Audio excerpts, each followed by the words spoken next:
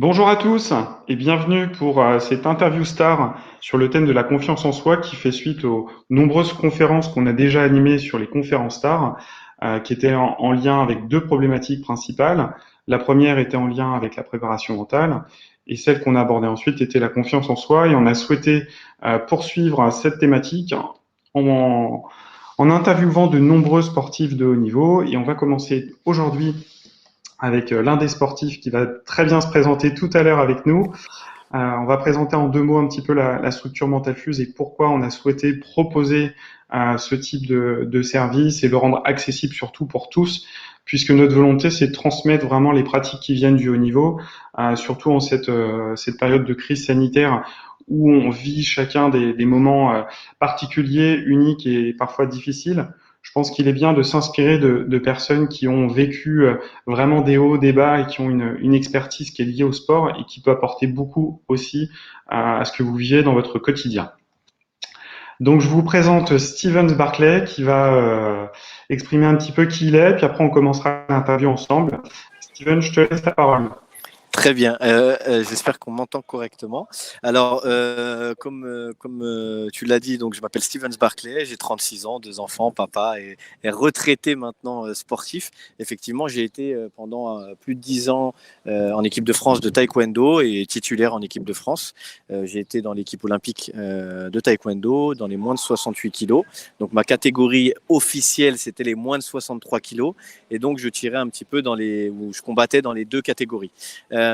J'ai arrêté ma carrière en 2017, juste après les Jeux Olympiques de Rio, parce que juste avant, je me suis fait une grosse blessure, et ça va être peut-être un peu le débat de ce soir.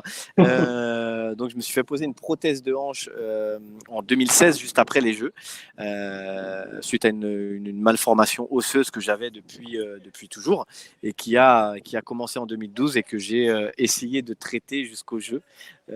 Donc voilà, donc ça a été un peu compliqué. Il y a eu pas mal de choses à gérer, des hauts, des bas. Et effectivement, je pense que ma carrière, elle a été enrichie par ces blessures, par ces victoires et aussi par pas mal de choses. Et du coup, j'en ai ressorti quand même un palmarès assez intéressant puisqu'aujourd'hui, je suis le dernier médaillé mondial masculin, toutes catégories confondues chez les hommes depuis 2005. Et puis, médaillé européen, bien sûr, 3 fois champion de France. J'ai été 4e mondial. Et donc, un palmarès assez garni. On va dire ça pour ça. En tout cas, merci beaucoup Stevens d'avoir accepté d'être présent pour cette interview. C'est un vrai plaisir de t'accueillir et au vu du palmarès que tu viens de nous présenter, tu es vraiment la bonne personne pour poser les questions autour de la confiance en soi. Et on aborde tout de suite la première question que je souhaitais te poser, c'est est-ce que tu peux me parler pour toi, qu'est-ce que la confiance en soi et comment tu l'as vécu toi dans ton avenir de sportif et ce que tu vis encore aujourd'hui. Parle-nous un petit peu de tout ça, s'il te plaît. Ok. Alors pour moi, la confiance en soi, vraiment, c'est le fait d'enlever les doutes dans ce qu'on fait. C'est-à-dire qu'à partir du moment où on n'a plus de doutes, et donc forcément on a une confiance en soi, d'accord, on réalise des choses beaucoup mieux que quand on doute ou quand on doute de soi. Voilà, clairement. Et comment tu t'es retrouvé quand tu étais à l'entraînement ou en compétition? Est-ce que tu t'es senti aussi à l'aise à l'un comme à l'autre ou est-ce que, comme tu le dis, tu as ressenti des doutes? Alors, je pense que tout le monde à un moment donné a des doutes. Tout le monde, sans exception, que ce soit Teddy Riner ou que ce soit n'importe qui. Après, ce qui fait pour moi un champion, c'est la façon de gérer ces doutes-là.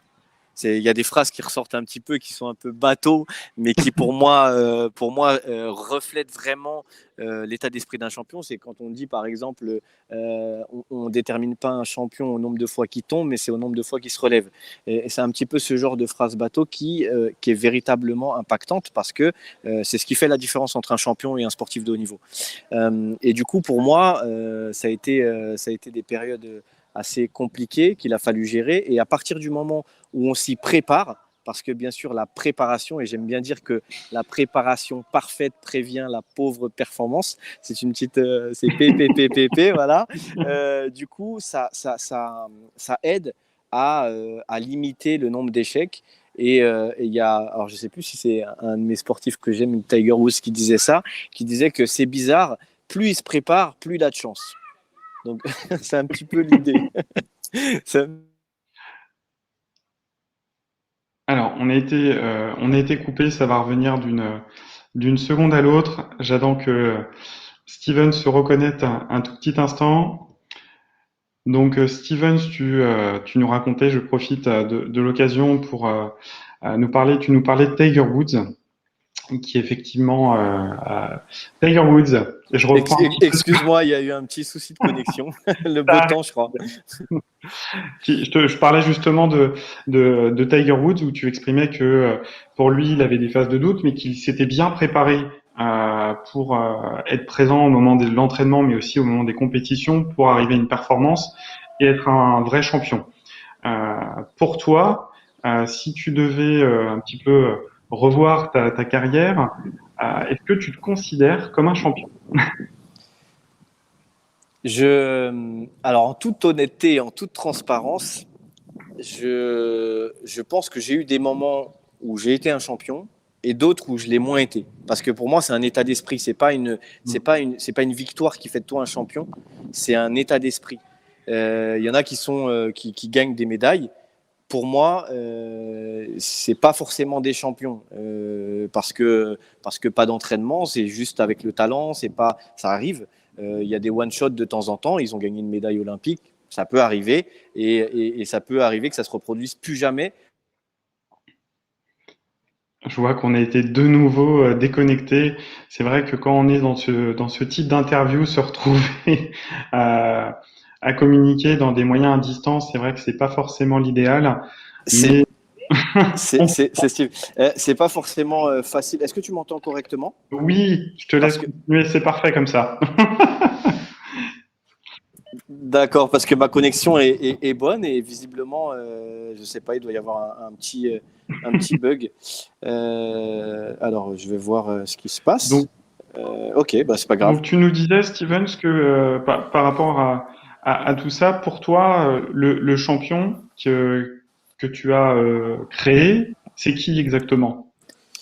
Bah, en fait, le champion que j'ai créé, c'est quelqu'un qui même dans les moments de doute, a des compétences pour pouvoir essayer de réfléchir positivement et d'essayer d'avoir des bases les plus hautes possibles pour que même quand on est sur un niveau de base, par exemple, je te donne un exemple, on est dans le combat, je suis en difficulté, j'y arrive pas du tout aujourd'hui, bah, il faut que mes bases soient tellement solides que ça puisse me faire gagner et aller jusqu'à la médaille, même dans les pires moments. Tu nous parles de base, tu nous parles de préparation. Qu'est-ce que pour toi une bonne préparation pour être en pleine confiance au moment de l'entraînement ou au moment des compétitions? Bah, en fait, c'est de bien déjà, dans un premier temps, euh, statuer sur tes difficultés. Les difficultés que tu peux avoir parce que dans le sport, effectivement, on regarde les autres, ce qu'ils font pour pouvoir les battre et tout ça, mais la priorité, elle vient quand même de soi et du changement qu'on doit faire en soi pour pouvoir justement s'améliorer.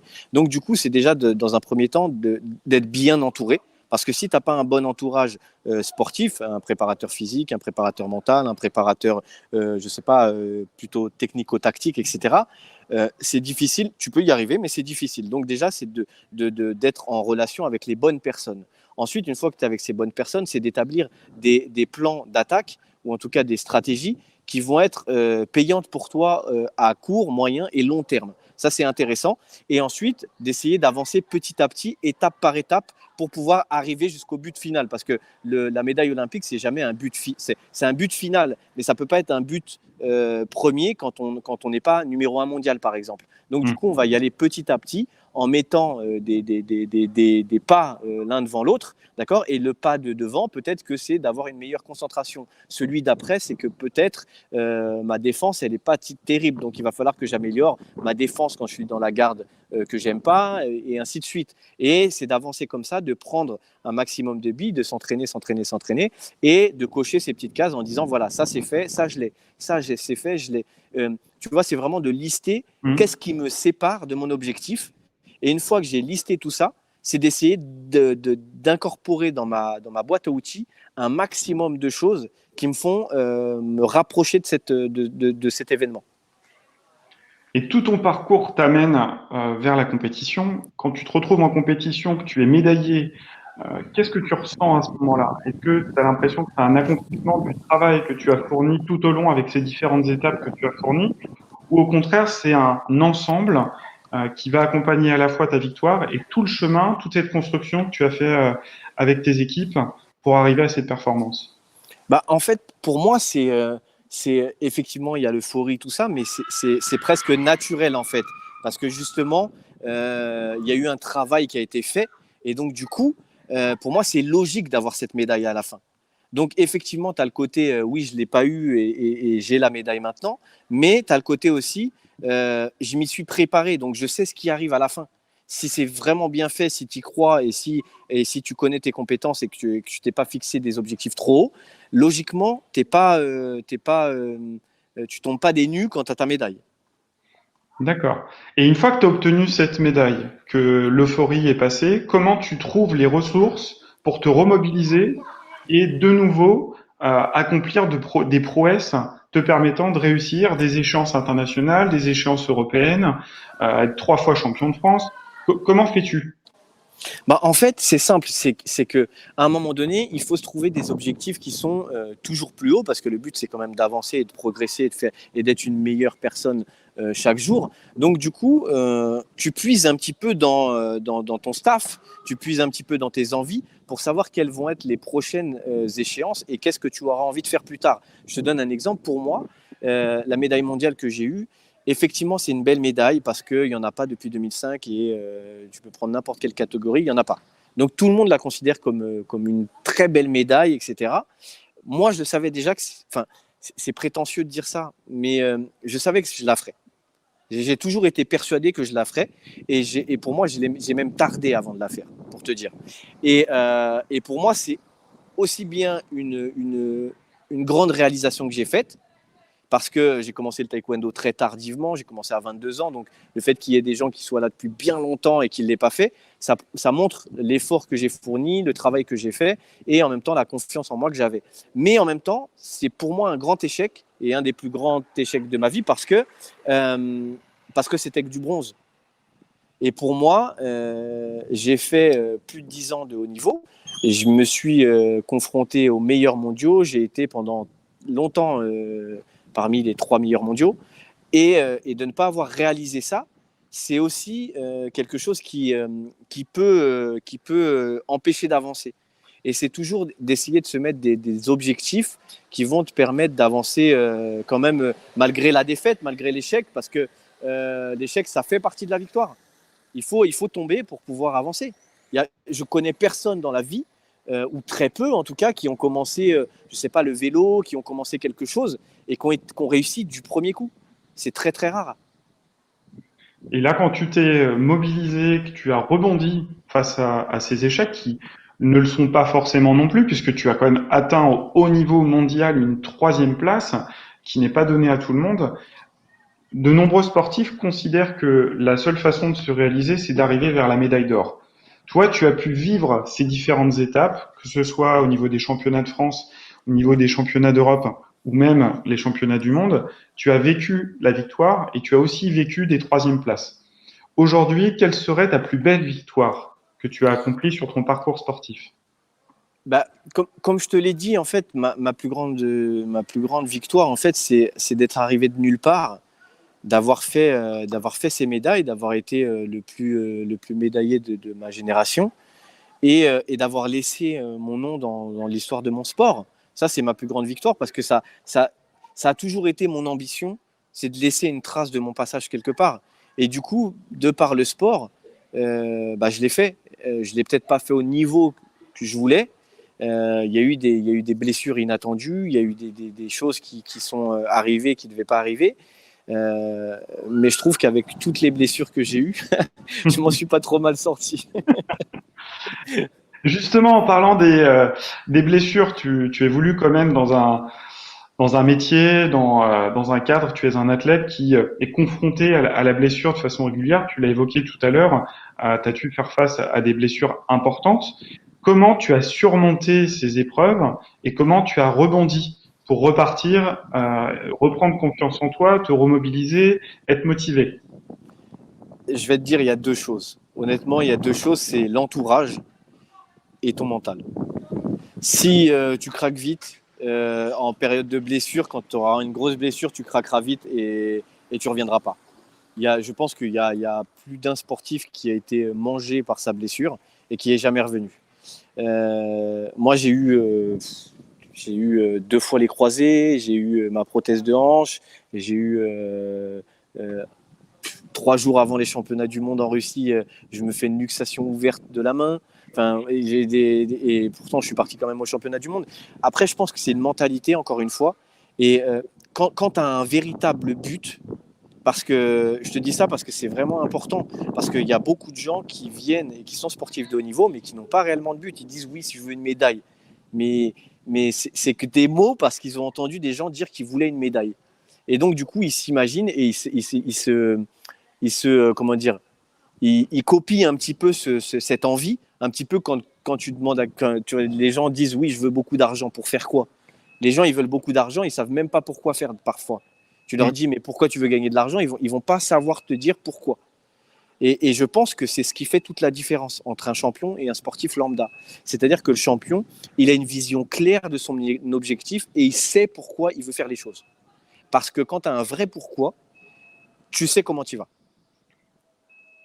Et quand tu t'es retrouvé confronté à une position d'entraîneur que tu as occupé un petit peu, comment tu as fait justement cette relation entre ta vision qui est la tienne et celle que pouvaient avoir les sportifs en face de toi? Comment tu les as accompagnés, tu les as aidés à les éclairer sur cette vision-là?